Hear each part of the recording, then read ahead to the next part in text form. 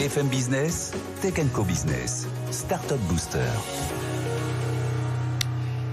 Et nous allons parler de data center immergé, d'immeubles intelligents. Vous allez comprendre tout ça. Alors, data center immergé, on ne repart pas dans le projet de Microsoft. Vous vous souvenez qu'il a mis dans un container sous l'eau. Là, on est totalement dans une technologie totalement différente. Vous allez voir avec Frédéric Delperroux. Bonjour. Bonjour. Frédéric, merci d'être avec nous. Vous êtes directeur général de Total Linux. C'est une trentaine de personnes aujourd'hui. Vous œuvrez depuis 20 ans dans l'IA, enfin dans toutes les technologies numériques. Et puis, vous avez, alors c'est à la fois un programme, à la fois une société qui s'appelle Itrium et qui est alors c'est un bâtiment. Ça va être un joueur Josas mis en service dans quelques mois. Dans quelques mois.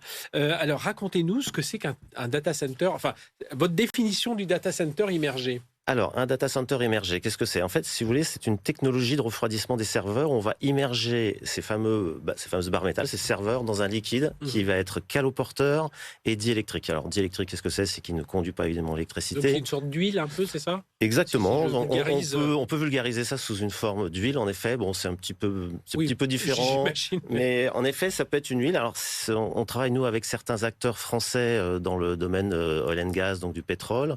Et on travaille surtout sur des produits qui sont issus du recyclage des huiles de cuisson et des huiles de voiture. Donc, ce qui est intéressant... Et caloporteur, ça veut dire que ça récupère la chaleur et ça l'envoie ailleurs. Exactement. Alors, diélectrique qui ne conduit pas l'électricité, forcément, il y a de l'électricité sur les serveurs, donc on ne va pas faire de court-circuit, on va éviter de mettre de l'eau, ça serait préférable. Et caloporteur, c'est-à-dire qu'en fait, les molécules de carbone vont être présentes dans ces liquides et donc vont faciliter le transfert de la chaleur sous forme de liquide. Après, à partir de là, ce liquide va transférer la chaleur dans un échangeur et à partir de l'échangeur, on partira sur une boucle d'eau fermée qui elle-même sera envoyée dans les bâtiments sous forme d'eau chaude pour faire du sanitaire, pour faire différentes choses qui peuvent être utiles à tout être humain. Voilà. Donc là, on est vraiment dans, puisqu'on parle beaucoup d'empreinte carbone aujourd'hui, de toutes ces technologies, qu'est-ce qui fait que, alors on en est à ce premier bâtiment, ça fait un moment que vous en parlez, on suit ça depuis quelques années, qu'est-ce qui fait que c'est compliqué ? Est-ce que c'est une technologie qui est trop chère, enfin qui se développe aussi parce que elle est encore chère? Expliquez-nous. Alors, en fait, malheureusement, on a nous, Total Linux et Itrium, on a quelques, on va dire, contraintes, c'est qu'on est une petite structure. Ouais. Et on a une idée qui, malheureusement, c'est pas notre idée, hein, ça appartient au domaine public, c'est la technologie par le refroidissement par immersion. C'est quelque chose qui existe depuis très longtemps, hein, comme vous le savez certainement, ça existe depuis au moins une cinquantaine d'années. Le seul problème, c'est qu'avant, on travaillait ça avec un liquide qui était un liquide toxique, qui s'appelait le pyralène. Ouais. Donc le pyralène a été interdit dans les années 70 suite à une fuite d'un transformateur électrique en Savoie, du côté du Gine, et ça a pollué toute la nappe. Donc en fait, ce qu'il fallait, c'était remplacer ce fameux liquide toxique par un liquide complètement bio, et qui soit caloporteur et qui garde les mêmes caractéristiques techniques, caloporteur et conducteur. Et diélectrique. Alors, ce liquide, il est présent aujourd'hui chez pratiquement tous les gros, raffineurs de la planète. Hein. Aujourd'hui, il existe 150 liquides différents. On peut les choisir. Ils ont tous leur qualité et puis leurs inconvénients. Ils ont tous des facteurs un peu différents. Donc, ce qui permet aujourd'hui donc d'avoir, je dirais, une offre qui tient la route. Alors, pour revenir à votre question, aujourd'hui, pourquoi on a du mal à se développer ? Tout simplement. Vous avez travaillé avec l'INRIA et le CNRS. Alors, nous, on travaille avec le CNRS sur le développement et les solutions, et les tests des serveurs en immersion. Pourquoi ? Puisque aujourd'hui, les constructeurs informatiques ne développent pas des matériels faits pour l'immersion. Ce sont des matériels qui sont développés pour être refroidis par air. Et donc, quand on fait du refroidissement par immersion, il y a des éléments à retirer, comme par exemple les ventilateurs, les disques durs mécaniques, les pâtes thermiques.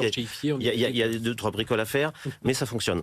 Donc aujourd'hui, c'est pas un frein, puisqu'aujourd'hui on a des constructeurs de rang inférieur aux 3 majors qui sortent aujourd'hui des gammes de serveurs pour l'immersion cooling. Donc on a aujourd'hui cette solution matérielle. Le plus gros frein, si vous voulez, c'est surtout les investissements. C'est cette partie financière. Aujourd'hui, on a eu des gros problèmes pour trouver des fonds et on a trouvé un partenariat avec le Conseil régional de France qui nous a aidés et qui nous a porté pour construire ce premier data center en immersion. Ça veut dire en coût, ça donne quoi en coût par rapport à la puissance du data center? Alors, un data center, ça se compte en général en mégawatts. Oui. Le premier Itrium 1, celui qu'on est en train de faire du côté de Versailles, dans les Yvelines, va faire malheureusement qu'un mégawatt. Ça va être un démonstrateur. Donc, c'est un tout petit data center. C'est ce qu'on appelle un edge. D'accord. Les hyperscalers, eux, ceux que vous connaissez certainement, on parle de 100, 200, 300, 400 mégawatts, c'est juste colossal. Et là, malheureusement, on n'a pas les moyens parce qu'en général, on parle de, c'est à peu près le même genre, c'est 300, 400, 500 millions. Et celui de la Courneuve fait plus d'1 milliard d'euros. Mais l'avantage, c'est que vous êtes capable de prouver que on consomme moins d'énergie. Et je crois est plutôt conséquent, à 60%. Nous, évidemment, on le prouve, mais il faut savoir qu'aux États-Unis, depuis qu'on travaille sur cette idée depuis 6 ans, chez Total Linux et Itrium, les Américains ont eux, mis comme d'habitude les bouchées doubles. Eux ont déjà construit des data centers de 400 mégawatts. Pour faire, par exemple, du mining. Donc, ça se trouve, par exemple, au Texas, où on a 3 data centers, un de 400 mégawatts, des 200 mégawatts, qui, eux, sont en fonctionnement et en production. Donc, aujourd'hui... Et donc là, vous me confirmez, on réduit de 60%. Ah, mais alors, sur l'électricité, on fait environ 50% d'économie, entre 50 et 60% d'économie, juste sur la consommation d'électricité, juste sur ça. Mais le plus important, c'est pas ça, c'est la consommation d'eau.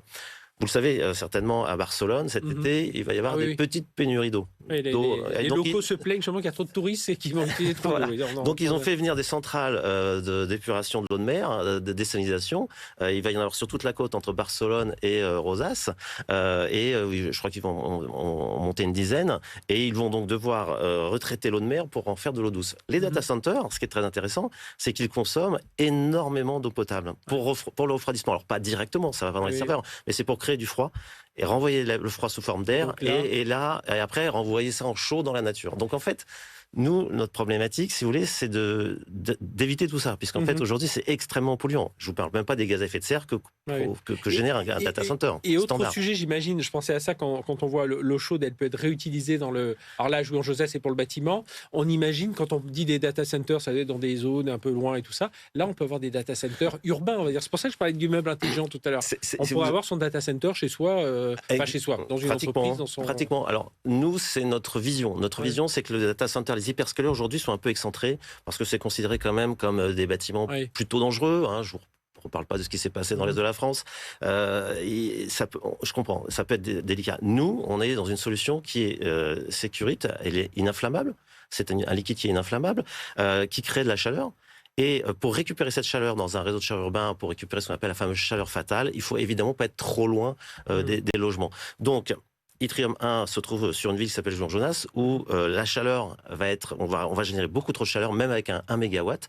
On va générer trop de chaleur. On aura suffisamment pour réchauffer tout le bâtiment, Itrium, qui fait 3500 m², mais on va pouvoir chauffer tout le quartier. Tout le quartier de Jouy-en-Josas. Donc en fait, on va avoir le modèle complet entre la génération de chaleur, la distribution de la chaleur fatale et surtout la géothermie, parce qu'en fait, il faut laisser récupérer du froid.